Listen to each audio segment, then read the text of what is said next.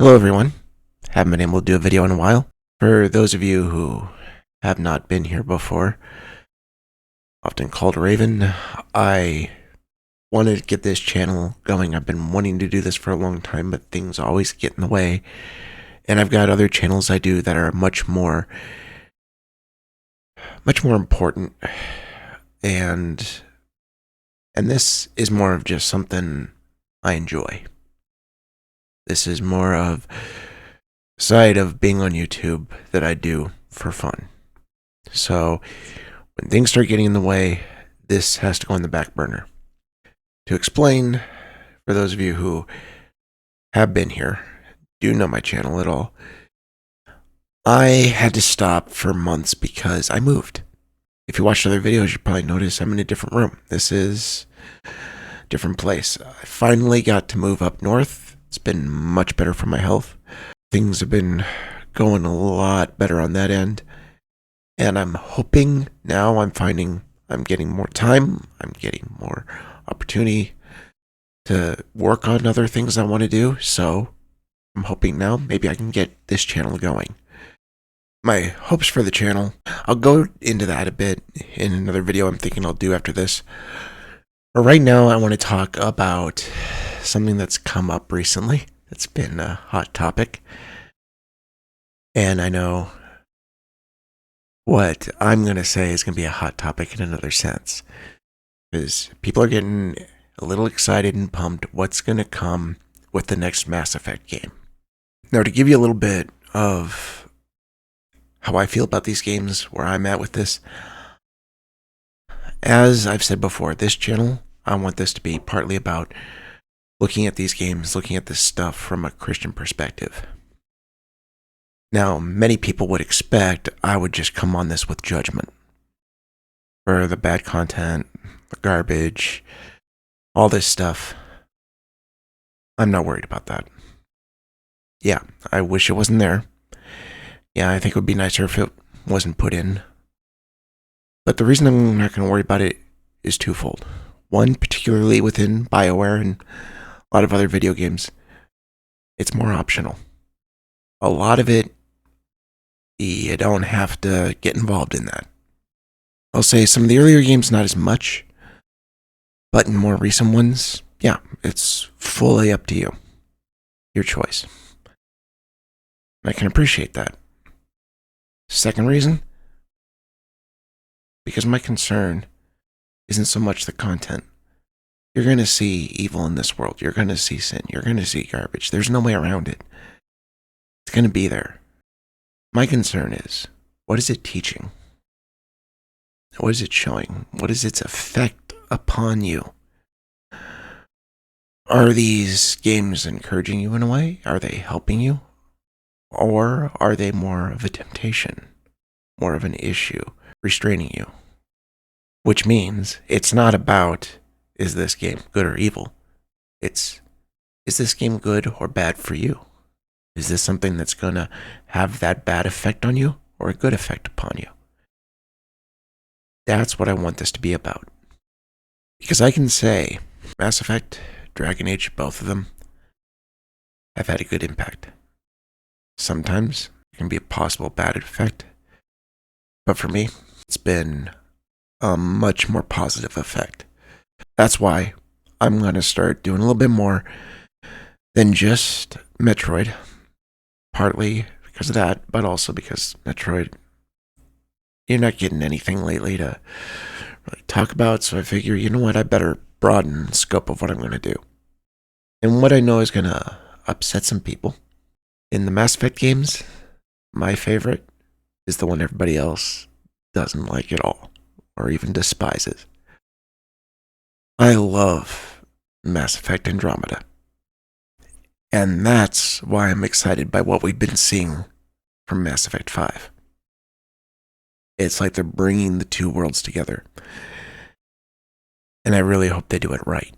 Let me say this. Everybody has to admit, I've seen it from just about everybody, the gameplay, the combat, things like that are much better in Andromeda.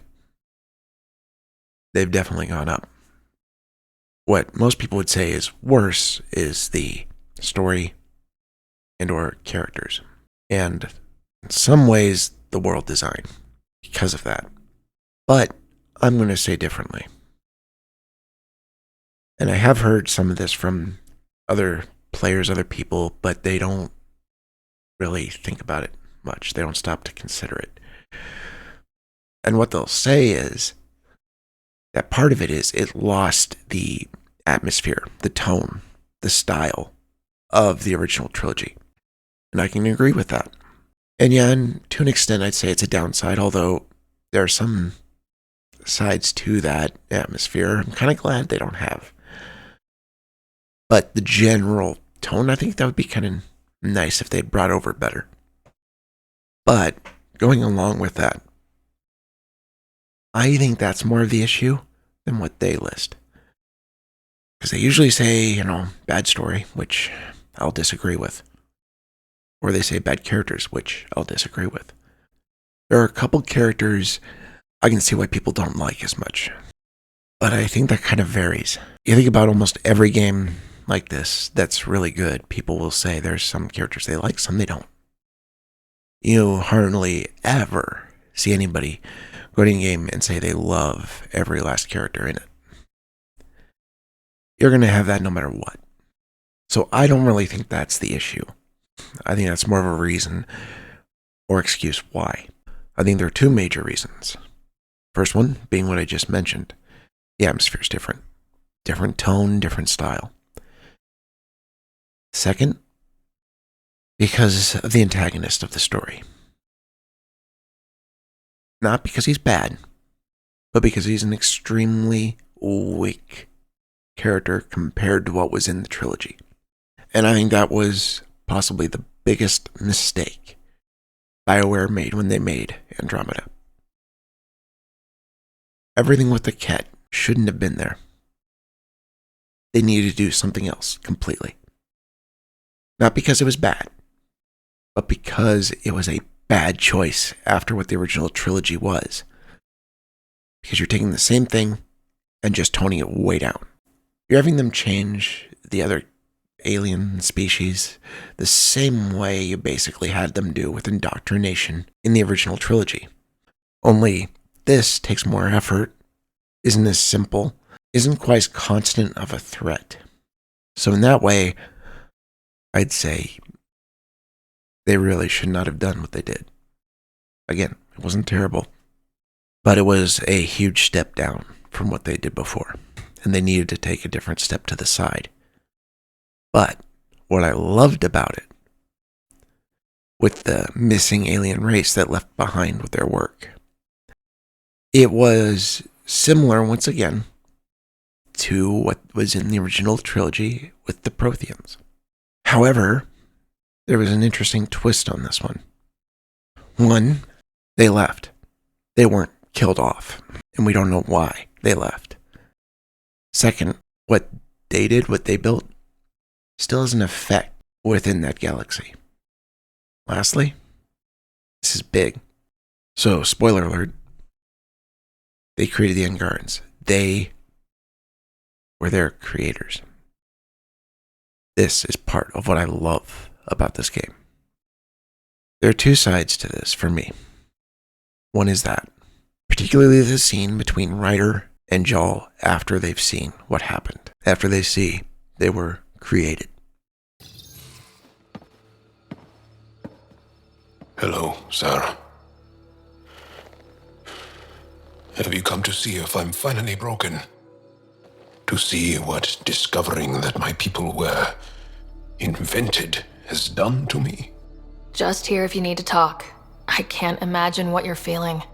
I've been staring out the window, trying to figure that out. That's new. True. Angara are usually very free with our feelings. Not talking about all Angara. I'm talking about you. I'm numb. I'm in awe. There's a peace in knowing that though the universe is beyond your understanding, it doesn't need your understanding to function. That you may even have a hidden destiny. We don't even know how large that hidden plan is. It may span galaxies. Exactly. And if once we know our place in that plan, we could fulfill it, and even better it. I'm not broken, Sarah. I'm excited. The Angara were created for a purpose. We were given vaults and golden worlds, all these advanced tools. And there is nothing the Ket can do about it. The future holds more for the Angara than a never-ending war on the Ket. Much more. For the Angara. Hell, for all of us. These are amazing, crazy days. Really crazy. Really amazing. It doesn't matter if we were created by a god, reborn from our ancestors, or exist as the dream of an AI superpower. This discovery changes nothing except ourselves. And that's Everything. The other side of this is what happens to Ryder in the story. It's one thing that they've done repeatedly in Mass Effect. That's a very interesting side of it that I like. I personally love the way it works in Andromeda. The way it worked in Mass Effect was went much more away from the kind of themes I'd want. But that is Resurrection. Mass Effect 2. That's what happened to Shepard. They were killed and brought back by Cerberus. Then, in Andromeda, what's really interesting for me is you do have Ryder die and brought back by Sam. But not just once. 3 times. What makes this so good for me is because I can connect with this personally. Not just because I can see possible connections to make with my views, my beliefs, etc. But to me. It's something I usually see as putting games up there among my favorites, is when I really feel the connection with it. For me, I'd say there are 8 games where I can feel that kind of connection to them. This being one of them is a big thing. What gets me about this is I have pretty much died 3 times. Once literally, 2 other times doctors said I should have. Or even claimed at one point I was. For those of you watching, who I expect probably a lot of you are, if there's many of you here, probably Christians, that's my guess. What gets me about this is the first time this happened to me, it's what brought me to the Lord. It's what made me accept Him. It's what made me ask Him to come into my heart, which made me feel very much like Ryder having Sam put into her. It really made those connections for me. And seeing where this story went, what we found out, it really grabbed hold of my heart. There's other things that are a little more personal there, but that's the thing. There's a lot in this game I could talk about that I really felt a connection to. So Mass Effect 1, 2, 3 may have been great, except for that original ending. Even the extended, I think, still poorly done, but could enjoy a bit more. And probably saved by the Citadel DLC, but that first trilogy, great, amazingly well done. One that people could love and enjoy. Andromeda.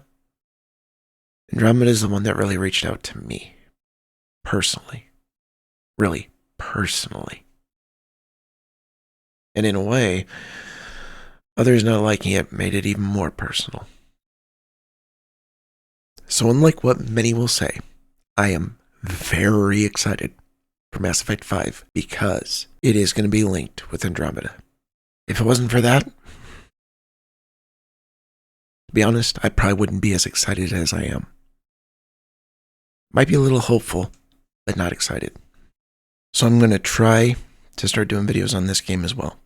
So I want to know, any of you out there who are Mass Effect fans, who like the series, what would you say is the worst thing about Mass Effect Andromeda?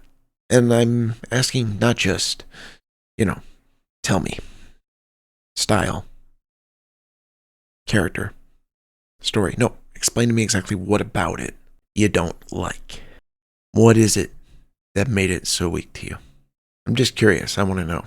Would any of you agree that, yeah, the main reason people were disappointed was because it didn't feel like Mass Effect?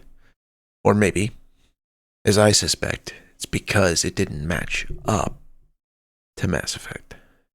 So we'll see what I can do. I hope to talk about this stuff more in this channel. I hope to do this channel more.